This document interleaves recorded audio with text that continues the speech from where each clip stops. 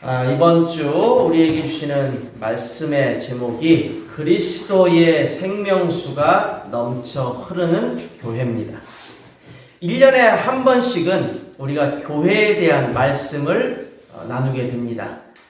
교회가 그만큼 중요하다는 의미도 되고 또 우리가 교회가 설립되어졌다라는 것을 기념하는 의미도 됩니다.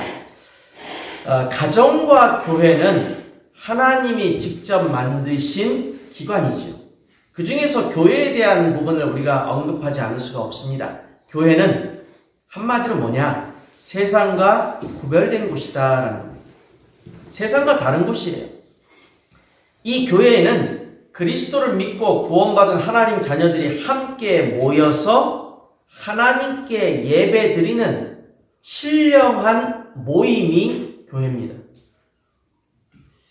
교회에서의 예배는 주님의 성도들이 영적으로 하나님을 만나고 교제하며 자신을 향한 하나님의 말씀을 듣는 겁니다. 그게 예배예요. 그냥 교제하기 위해서 왔다 가는 것이 아니라 하나님을 만나고 하나님이 내게 주시는 말씀을 듣는 곳입니다. 그게 예배의 의미예요. 또 교회는 하나님의 뜻, 소원을 이루어 나가는 사명을 가지고 있고 이를 위해서 그리스도 생명의 빛을 세상에 계속 비추어야 되는 곳이 교회입니다. 그래서 교회는 하나님께서는 생명 살리는 것을 너무도 귀하게 여기시기 때문에 그 생명 살리는 사역을 하기 위해 선교와 전도라는 이 방법을 주셨습니다. 그래서 교회는 선교와 전도를 통해서 생명 살리는 사역을 감당해야 하는 겁니다. 이게 교회예요. 그런데 지금 우리가 살고 있는 21세기 교회의 모습을 한번 가만히 보시기 바랍니다. 다 그런 건 아닙니다. 하지만 안타깝게도 많은 교회들이 하나님이 주신 교회의 사명을 잃어버렸던지 아니면 교회의 사명에 관심이 별로 없습니다. 성도들은 그럼 어떻습니까? 성도들도 솔직히 교회의 방향과 교회의 그 사명에 관심을 갖고 함께 가는 사람들보다 나 하나 없다고, 내가 안 한다고, 뭐 달라질 건 없다, 누군가 하겠지 라는 자세를 가지고 살아가는 사람들이 더 많습니다. 마태복음 17장 4절에 보면 베드로가 이런 이야기를 하죠. 여기가 좋사오니 그냥 지금 있는 이 상황, 지금 있는 이 상태 여기서 크게 달라지고 싶지 않다라는 겁니다. 안일하게 영적인 자세를 가지고 현재 상황에 머무르고자 하는 그런 모습을 성도들도 그리고 교회도 가지고 있다라는 겁니다. 그리고 무엇보다 요즘 현대의 교회의 관심이 뭐냐? 교회가 숫자가 얼마나 만큼 성도가 늘었느냐라는 거예요. 즉 성도의 숫자적인 성장, 또 외형적으로 교회 건물이 확대되는 것, 건물 하나 샀다, 건물 하나 지었다, 또 그걸 가지고서 사회적인 영향력을 더 크게 행사하고 싶어하는 그런 데만 관심 있잖아요. 어느 목회자는 정치권과 결탁을 했는지 정치권에 뭔가 됐는지 모르겠습니다만 뭐 정권이 어떻고 저쩌고 이런 말만 하고 다니는 목회자도 있고 어느 목회자는 사회봉사를 한다 하면서 정부로부터 지원금만 따내려고 애쓰고 있는 목회자도 있고 말로는 그렇습니다. 사회를 위해서, 영혼을 위해서. 그러나 실질적으로 하는 게 없다라는 거예요. 주님의 사명보다 뭐에도 관심이 많으냐? 돈이에요, 돈. 교인들의 외적인 성장이 외적으로 숫자적으로 더 많아지는 것이 왜 필요하냐? 그래야 은행으로부터 대출을 받더라도 더 많이 받거든요. 그러니까 모든 관심이 돈과 경제에 집중이 우선적으로 되다 보니까 하나님의 소원, 영혼 구원, 이거는 관심이 없어요. 그러면서 변명적으로 얘기를 합니다. 교회가 먼저 든든하게 서야 선교도 하는 거 아닙니까? 즉 내가 돈을 벌고 내가 뭔가 든든하게 경제적으로 확립이 되어야 그때 가서 내가 교회를 위해서 헌신도 할 수 있는 거고 교회를 위해서 내가 할 수 있는 거 아닙니까? 그건 다 자기 어떤 의미에서는 변명입니다. 그때 가면 그때 가서 또 문제가 생겨요. 다른 문제가 또 생깁니다. 우리는 하나님 앞에 서서 지금 내 상황, 내 형편을 주님이 모르시는 바가 아닌데 이 상황과 형편 속에서도 주님을 위한 그 중심을 하나님은 높이 평가하시고 그 중심을 하나님은 기뻐하신다는 겁니다. 부족해도 연약해도 주를 위해 섬기고자 하는 마음이 있는 교회가 하나님 앞에 쓰임받는 교회예요.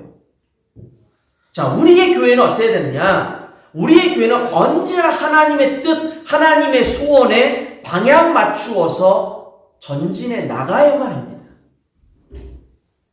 힘드니까 어려우니까 안 한다가 아니라 힘들고 어렵기 때문에 더 기도하면서 인도받아야 한다는 겁니다. 그리고 우리의 삶의 현장에 우리는 그리스도 생명의 빛을 계속해서 비출 수 있는 복음의 망대를 지속적으로 높이 세워나가야 됩니다. 하다가 안 하면 아니한 바 못하다라는 우리의 속담이 있죠. 중간에 중단해버리면 차라리 안 한 것보다 못한 상황이 만들어집니다. 무엇보다도 우리 교회는 뭘 해야 되느냐? 후대. 우리의 후대가 그리스도께 집중하는 신앙생활을 할 수 있도록 우리가 모델이 되어야 돼요. 그런 교회가 될 수 있도록 우리가 만들어 가야 돼요. 이런저런 외적인 걸 가지고 말하는 것보다 나 한 사람부터 영적으로 깨닫고 나 한 사람부터 주님 앞에 코랑되어 하면 그 영적 분위기가 퍼져나가게 됩니다. 그래서 우리 후대들이 신앙생활을 올바르게 정말 그리스도만을 바라보면서 할 수 있도록 우리가 그 발판이 되어야 된다는 겁니다. 지금 어떻습니까? 교회에 후대들이 모이기만 합니까? 있으면 뭐합니까? 다 놓치고 있는데. 그래서 후대 사역에 대한 중요성을 우리가 먼저 깨달았으니 우리가 먼저 그것을 실체로 옮기자라는 겁니다. 그걸 위해서 우리가 기도하는 거고 그걸 위해서 우리가 사역을 하는 겁니다. 자, 우리가 오늘 주시는 말씀을 통해서요, 교회에 대한 나의 생각과 나의 자세가 좀 바뀌기를 바라고 교회를 바라보는 나의 시각과 내 중심이 다시 한번 은혜를 받아서 다시 한번 코람데오의 마음으로 주님 앞에 서시기를 주님의 이름으로 축원드리겠습니다. 첫 번째입니다. 생명수 되시는 그리스도입니다. 오늘 에스겔 선지자가 주님으로부터 은혜를 받아서 환상을 보게 됩니다. 그 보게 된 환상이 47장 1절에서 12절에 기록이 되어져 있어요. 하나님께서는 바벨론 포로 생활 가운데 절망에 빠져있는 이스라엘 백성에게 참된 소망을 심어주는 이 생명수 환상을 이 에스겔 선지자에게 주시는 겁니다. 에스겔은 제일 먼저 본 것이 뭐냐? 성전 문지방 밑에서 물이 나오는 것을 봅니다. 그게 제일 먼저 본 거예요. 성전의 문지방 밑에서 물이 나온다. 근데 이 물이 처음에는 발목까지 이렇게 차 있다가 조금 지나니까 무릎으로, 더 지나니까 허리까지 차오르게 됩니다. 그러다가 마침내는 사람이 건널 수 없는 큰 강을 이루게 되죠. 자, 이 물로 인해서 어떤 일들이 벌어지느냐? 성전 주변을 가득 채우고 죽어가고 있었던 모든 생물을 되살리게 됩니다. 그리고 그 생물들이 번성하게 되죠. 심지어는 바다로 흘러가면서 사해, 죽어있는 바다라고 말할 수 있는 그 사해조차도 살려내는 것을 환상으로 보게 됩니다. 자, 여기서 중요한 게 뭡니까? 이 모든 죽어가는 것을 살려내고 번성하게 만들고 회생시키는 그 원동력이 어디에 있습니까? 그 원동력이 바로 물에 있다는 거야. 물. 이 물이 뭐냐? 생명을 살리는 물이다 해가지고 생명수라고 말하는 겁니다. 이 생명수가 어디서 흘러나왔느냐? 성전에서부터 흘러나왔다라는 거예요. 이게 중요합니다. 성전에서부터 물이 흘러나왔다. 이 성전은 뭘 의미합니까? 교회를 의미합니다. 그 물은 무엇을 의미할까요? 이 생명수는 도대체 무엇을 의미하겠습니까? 그리스도를 의미하겠죠. 죽어있는 현장, 죽어있는 생명, 이걸 살릴 수 있는 것은 오직 하나, 생명수밖에 없다라는 겁니다. 이 생명수가 뭐냐? 그리스도 십자가와 보혈, 그리고 부활의 능력이라는 겁니다. 우리의 모든 상처와 우리의 모든 아픔을 치유할 수 있는 것은 주님의 보혈의 능력밖에 없어요. 그리스도를 믿게 되면, 이 예수 그리스도의 생명수를 마시게 되면 삶에 대한 모든 갈증이 해결되고 삶이 완전히 바뀌어버리죠. 그냥 물을 마시면 일정 시간이 지나면 또다시 갈증이 찾아옵니다. 또 물을 마시겠죠. 또 어느 정도 시간이 지나면 또 갈증이 찾아옵니다. 그러나 주님의 생명수를 마시면 더 이상의 갈증이 없다라고 예수님이 직접 말씀하십니다. 요한복음 4장 13절 14절 말씀은 이렇게 기록되어 있죠. 예수께서 대답하여 이르시되 이 물을 마시는 자마다 다시 목마르려니와 내가 주는 물을 마시는 자는 영원히 목마르지 아니하리니 내가 주는 물은 그 속에서 영생하도록 솟아나는 샘물이 되리라. 아멘. 두 가지를 주님은 비교하십니다. 이것은 우물가에 한 여인이 와서 물을 기르려고 하는 그 상황 속에 예수님을 만나서 그 예수님이 이 여인에게 주시는 말씀이에요.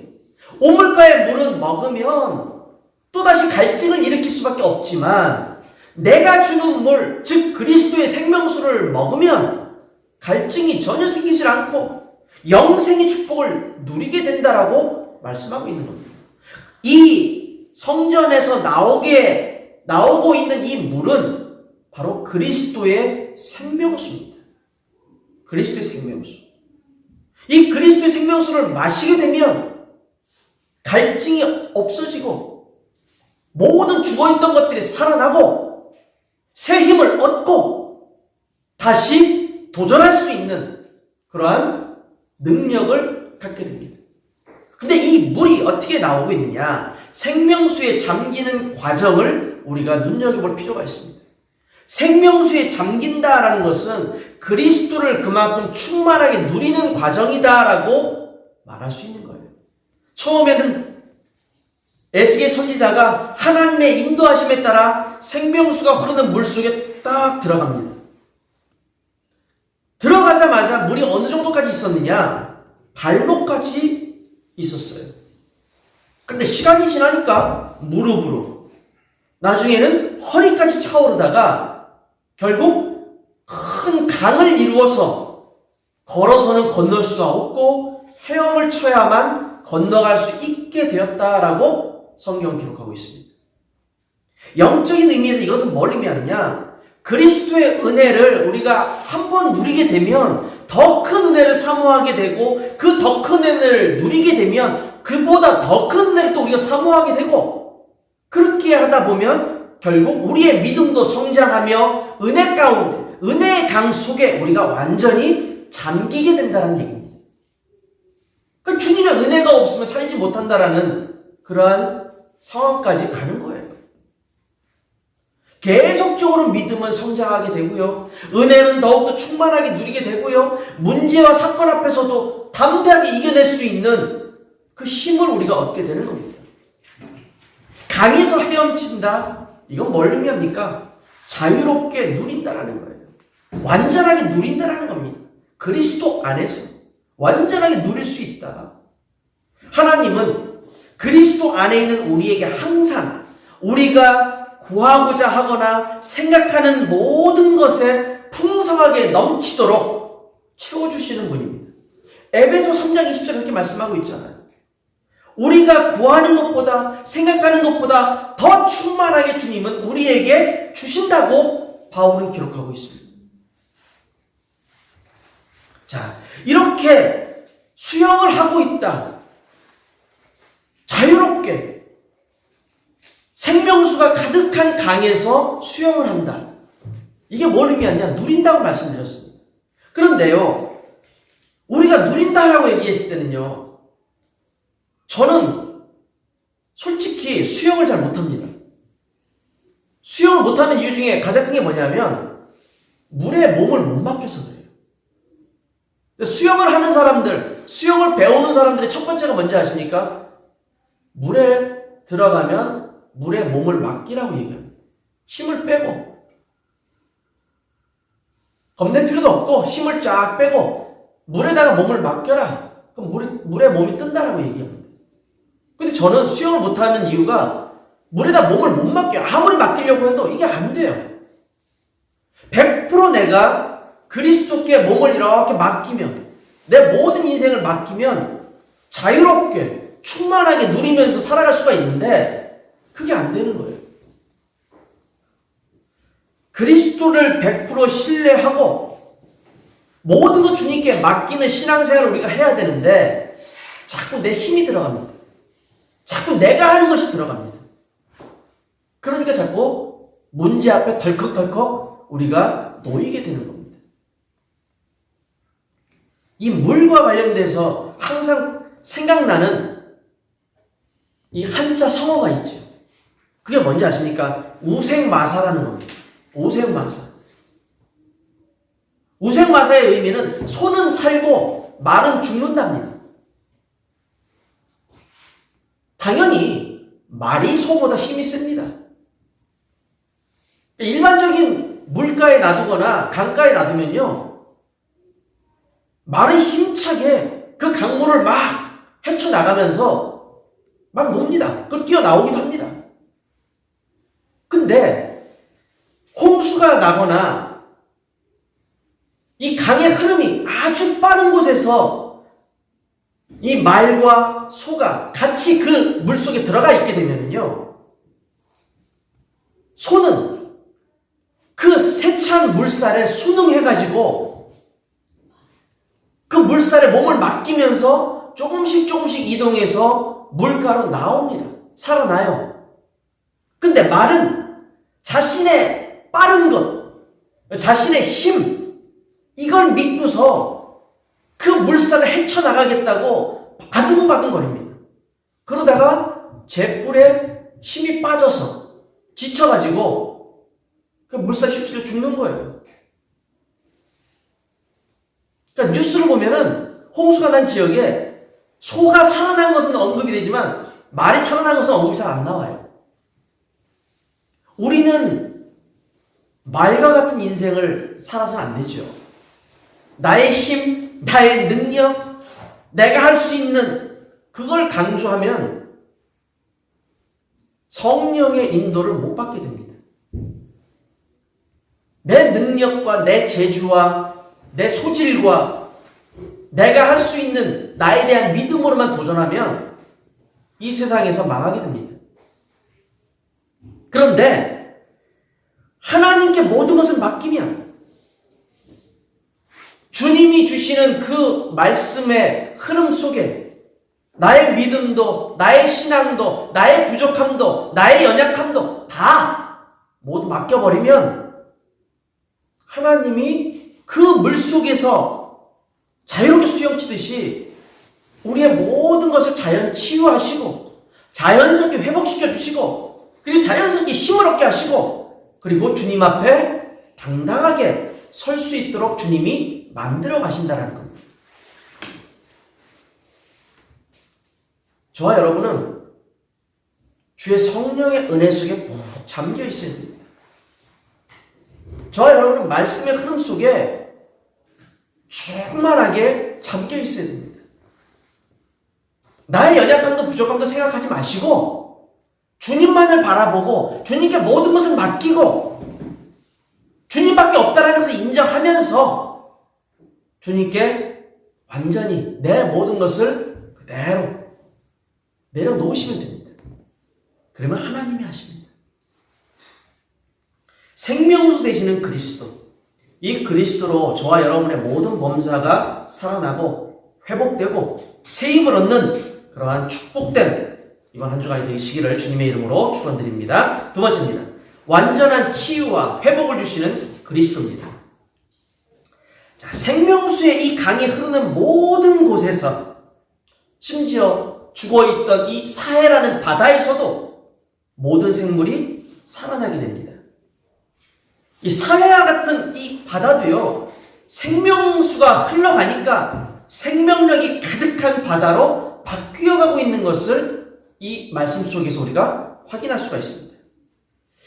예수 그리스도를 우리가 믿는 그 순간부터 사해와 같았던 우리의 인생이, 사해는 죽어있는 바다입니다. 근데 그 죽어있는 바다가 어떻게 변화가 시작되어지느냐, 그 사해 안에 생명수가 들어가면서부터 변화가 시작되는 겁니다.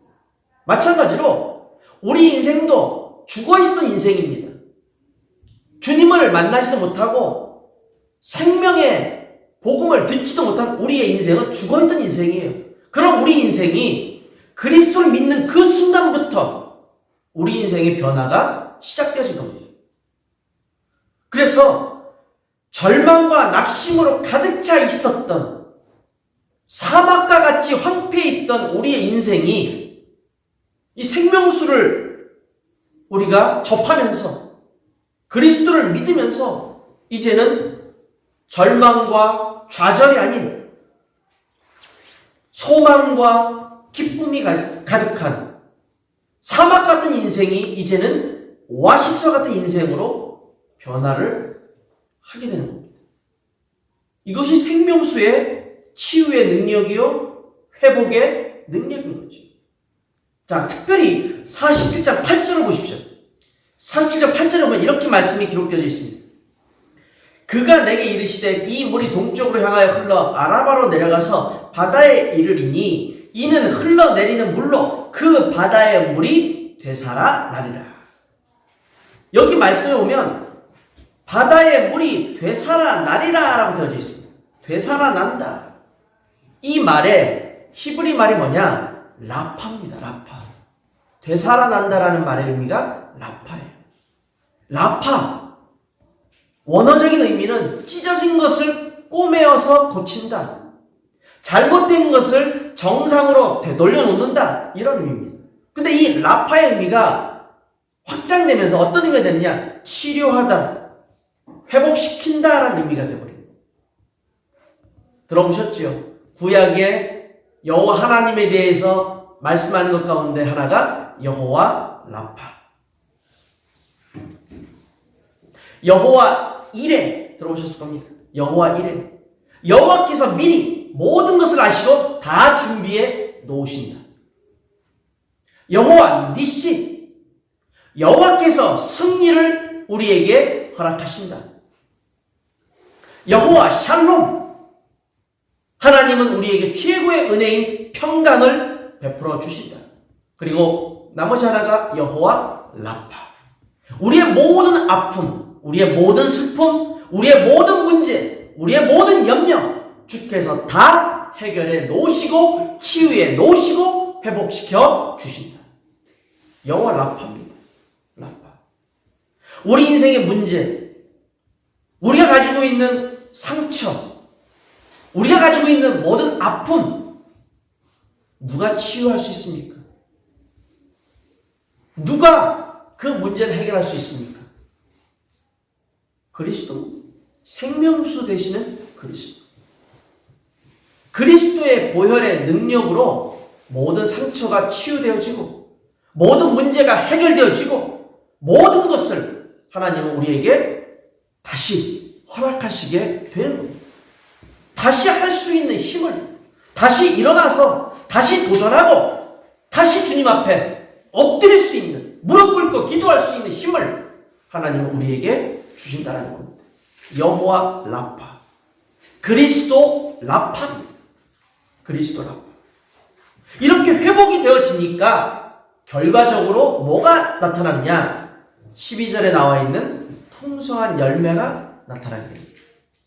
생명수로 인해서 각종 과실나무들이 자라고 잎이 시들지 않고 열매가 끊이지 않고 달마다 새로운 열매를 맺는다라고 되어져 있습니다. 그리스도로 인해서 저와 여러분의 삶에 은혜의 열매가 맺힙니다. 즉 성령의 열매가 계속해서 끊이지 않고 한 번 딱 나오고 끝나는 것이 아니라 계속해서 매 달마다 열매가 계속 맺힌다라고 말씀하고 있잖아요. 성령의 열매. 갈라디아 5장 22절, 에베소서 5장 9절에 나와 있는 성령의 열매, 은혜의 열매가 우리의 삶에 맺히게 된다는 겁니다. 더 나아가서는 어떤 일이 벌어질까요? 나로 끝나는 것 같으면 다행이겠죠. 근데 더 큰 은혜가 있습니다. 나 때문에 내 주변의 사람까지도 변화되어지는 거예요. 나 때문에. 뭐라고 되어 있습니까? 47장 12절에 그 열매는 먹을만 하고 잎사귀는 약 재료가 되리라. 열매로 끝나는 것이 아니라 그 열매를 먹는 사람은 어떨까요? 그 열매를 따서 먹는 사람. 그 열매로 인해서 맛있구나. 정말 좋구나. 감탄하겠죠. 그 잎사귀를 따서 뭐 한다고요? 약의 재료로 쓴답니다. 그 약의 재료로 쓰게 될 사람이 누굴까요? 아픈 사람이겠죠. 누군가 아픈 사람에게 필요한 약의 재료가 된다 그랬습니다.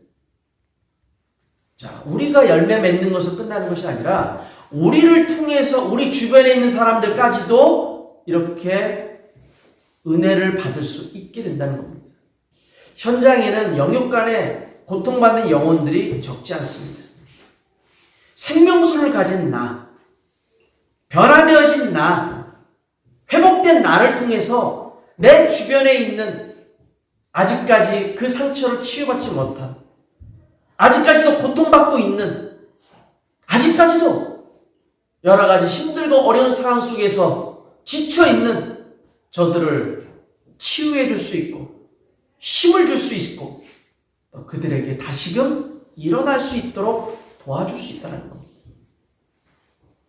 풍성한 열매를 맺고 더 좋은 영향을 미칠 수 있는 이 이유가 뭐냐? 성경은 다시 한번 그 이유, 분명한 이유를 말씀합니다. 착각하지 마라. 네가 잘나서가 아니다. 네가 뛰어나서가 아니다. 그 이유는 뭔지 아냐? 47장 12절 그 물이 성소를 통하여 나옵니다. 성소를 통해서 나옵니다. 그리스도의 생명수가 나오기 때문이라. 어딜 통해서요? 교회를 통해서. 성소를 통해서. 그래서 교회의 이 예배가 중요한 겁니다. 그래서 이 교회에서 여러분이 듣게 되는 이 말씀이 중요한 겁니다. 이걸 통해서 나도 변화되어지고 내 삶도 변화되어지고 내 주변 모든 것이 변화될 수 있는데 이거를 우리가 몰라서 예배에 대충 참가했다가 그냥 앉아있다가 얼굴 인사만 하고 그냥 갑니다. 그걸로 끝이잖아요. 그러니까 문제와 사건 속에 우리가 직면해도 이길 힘이 없다는 겁니다. 우리는 그리스도의 생명수가 성전을 통해 나온다라는 것을 믿고 그 예배의 중요성과 교회의 중요성과 이 그리스도의 중요성을 우리는 한시도 잊어서는 안 됩니다. 반드시 마음속에 새기고 있어야 됩니다. 그리스도의 중요성, 예배의 중요성, 그리고 교회의 중요성. 많은 사람들이 그리스도만 중요하다 생각합니다. 그런데 교회의 중요성에 대해서는 놓치죠. 이번에 가서 제가 무슨 말씀을 불가리아에서 전해야 될까 고민을 많이 했습니다. 기도하면서 어떻게 하면 어떤 말씀을 줘야 됩니까? 가만히 생각할 때 제가 결론을 내린 것이 뭐냐? 교회에 대한 말씀을 전해야 됩니다. 저 사람들이 여기도 마찬가지입니다만은 내 기준으로 교회를 자꾸 택하잖아요.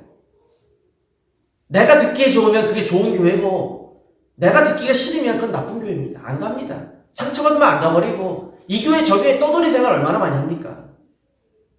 근데 그게 아니라 진짜 교회의 의미를 알면, 진짜 예배의 의미를 알면 그렇게 안 하죠. 교회를 통해서, 예배를 통해 주시는 주님의 은혜를 진짜로 체험해버리면 그렇게 안 하죠. 이게 내 목숨과도 같은 건데, 내 인생에 정말 중요한 힘을 이 성전에서 흘러나오는 말씀을 통해서 내가 받는 건데 그 의미를 놓치지 않지요. 저와 여러분은 우리가 그리스도의 복음으로 사람을 치유하고 회복시키는 새 힘이 성전에서 흘러나오는 생명수에 있다는 것을 알고 있습니다. 그 중요성을 전하는 사람들이 되어야 됩니다. 우리 모두가 많은 영혼들을 도와주고 힘주고 또 그들이 주님 앞에 돌아올 수 있도록 쓰임받는 귀한 전도자의 삶을 사시기를 주의 이름으로 축원드립니다. 결론입니다. 자, 이런 질문 한번 해본 적 있으십니까?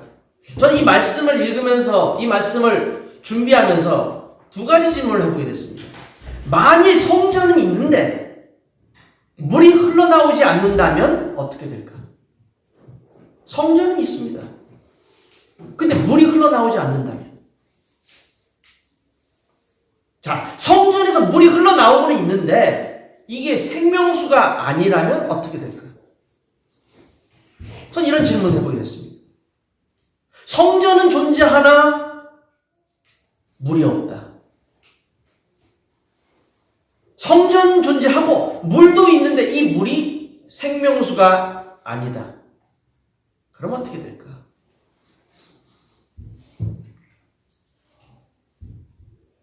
이 성전에서 흘러나오는 물은 생명수가 되어야 됩니다.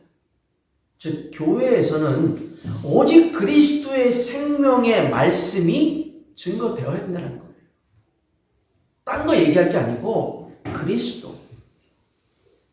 그리스도의 그 영적인 의미, 그리스도가 우리 삶에 왜 중요하고 왜 필요한지, 왜 믿어야 되는지 이게 말씀을 통해서 흘러나와야 된다는 거예요. 그래야 그리스도 생명의 물이 교회를 통해서 가득가득 흘러나와야 사람들이 살죠. 자, 두 번째는요. 이 그리스도의 생명수가 가장 충만해야 될 장소가 어디냐? 교회입니다. 교회. 교회가 그리스도의 생명수로 충만하지 않으면 교회는 의미가 없어져 버립니다. 건물만 남은 교회만 존재하는 거예요. 유럽의 교회들이 그렇지 않습니까? 지금 여러분 들어보셨죠? 뭐 어디 가면은 교회에 뭐 사람이 없어가지고 예배를 인도할 목사도 없고 사람도 없고 교회 건물만 남아 있는데 저 건물 그냥 방치해 놓으니 차라리 이슬람에 팔아버리고. 유럽의 교회들이 지금 그렇지 않습니까? 미국은 안 그렇습니까? 지금 한국은 안 그렇습니까? 교회는 있는데 교회가 유명무실하다. 그건 문제 아닙니까? 생명수가 가득가득 먼저 충만해야 할 장소가 어디냐? 교회입니다. 교회. 그래서 교회에서 흘러나오는 이 생명수가 교회에 예배드리러 오는 모든 주의 백성들에게 은혜가 되어지고 또 그것이 증거가 되어지고 삶에서 변화를 일으킬 수 있고 그래야 성도들이 살아나는 거잖아요. 힘을 얻는 거잖아요. 그러면 교회도 당연히 더 힘을 얻고 더 하나님 맡겨진 그 사명을 감당할 거 아닙니까? 이렇게 교회를 통해서 흘러나오는 그리스도의 생명수로 은혜 받고 충만하게 누리는 성도들을 통해야 사람들이, 지역이, 민족이, 나라가 변화되어지고 살아나고 치유되고 회복되는 거 아닐까요? 그리스도의 생명수. 우리가 예배드리는 이 자리에, 이 교회에 충만하길 바라고 그리스도의 생명수, 우리가 가는 현장마다 가득가득 넘치기를 바라고 그리스도의 생명수로 인해서 더욱더 주를 위하여, 교회를 위하여, 영혼을 위하여 하나님께 쓰임 받는 우리 모두가 되기를 주님의 이름으로 축원드립니다. 기도하겠습니다. 사랑하는 은혜가 말씀